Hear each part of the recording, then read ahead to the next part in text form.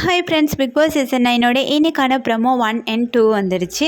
முக்கியமான ஒரு விஷயம் என்னென்னு பார்த்தீங்கன்னா, நேற்று சம்பவம் செஞ்ச சாண்ட்ரா அவங்க நேற்று செஞ்ச சம்பவத்தில் தான் இன்ன வரைக்கும் இந்த ஷோ கொஞ்சம் பார்க்குற மாதிரி ஓடிக்கிட்டு இருக்கு. இப்போ பார்த்தீங்கன்னு சொன்னால், இந்த ப்ரமோ 1ல் பார்த்திங்கன்னா அமித் அண்ட் எஃப்ஜே இவங்க 2 பேருக்கும் தான் ஏதோ ஒரு ப்ராப்ளம் போகுது. என்ன ப்ராப்ளம்னா, இந்த ஸ்டார் கொடுக்குறதுல ஏதோ ஒரு பிரச்சனை போகுது போல். இதைத்தான் இந்த ப்ரமோவில் காட்டுறாங்க. எப்போ பாரு எதுக்கு சண்டை போடுறாங்க, என்னத்துக்கு சண்டை போடுறாங்க அப்படிங்கிற ஒரு விஷயமே புரியாத புதிராக இருக்குது. அதே மாதிரி தான் ப்ரமோ 2லேயும் ஒரு சண்டையை தான் ப்ரமோ 2லேயும் காட்டுறாங்க. இந்த சண்டை எதுக்குன்னா பாரு பிரஜன் மேலே ஒரு குற்றச்சாட்டு வைக்கிறாங்க. அதாவது பாரு பிரஜன் மேலே கையை வச்சாங்கன்னா பிரஜன் தட்டி விட்டுட்டாராம். இதோ ஒரு சம்பவம் மாதிரி போயிட்டு லிவிங் ஏரியாவில் ஒரு இதாக சொல்லிக்கிட்டு இருக்காங்க.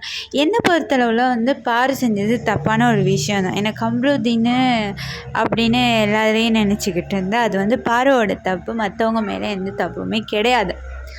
இப்போ பார்த்தீங்கன்னா பாரு நேற்றைய இந்த டாஸ்க்கு ஸ்டார்ட் பண்ண கொஞ்சம் குவைட்டாகி இருக்கிறாங்க. இருந்தாலும் சில வார்த்தைகள்னால மற்றவங்கள இரிட்டேட் பண்ணிக்கிட்டே தான் இருக்கிறாங்க. ஓகேவா?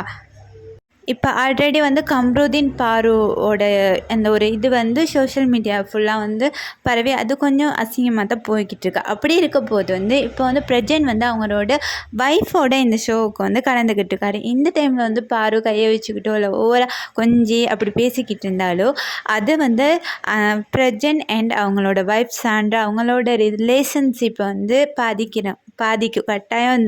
அது ஒரு இஷ்யூவாக மாறும். ஏன்னா மக்கள் எப்படி எதை எடுத்துக்கொண்டு போவாங்கன்னு தெரியாதுல்ல.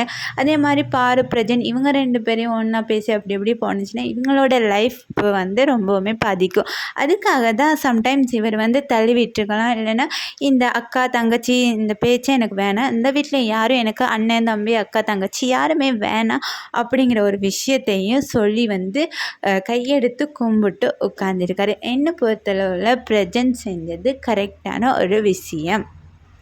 பாரு நல்லா விளையாடலைன்னு சொல்லணும். ஆனால் ஓவராக அடுத்தவங்களை கீழே எழுப்பி இப்போ பார்த்தீங்கன்னா திவாகரை அவங்க கண்ட்ரோலுக்கு வச்சுருக்காங்க. நேற்று எபிசோடுலாம் ஃபுல்லாக அது தான் நான் பார்த்துக்கிட்டு இருந்தேன். திவாகர் ஏதோ ஒரு விஷயத்துக்காக பேச போனார்னா அவரை பேசவே விடுறதில்ல. பிடிச்சி தன்னோட கை பொம்மை மாதிரி திவாகரை வச்சுக்கிட்டு இருக்காங்க. இதை பற்றின உங்களோட கருத்தை மறக்காமல் கமெண்ட் பண்ணுங்கள். By guys.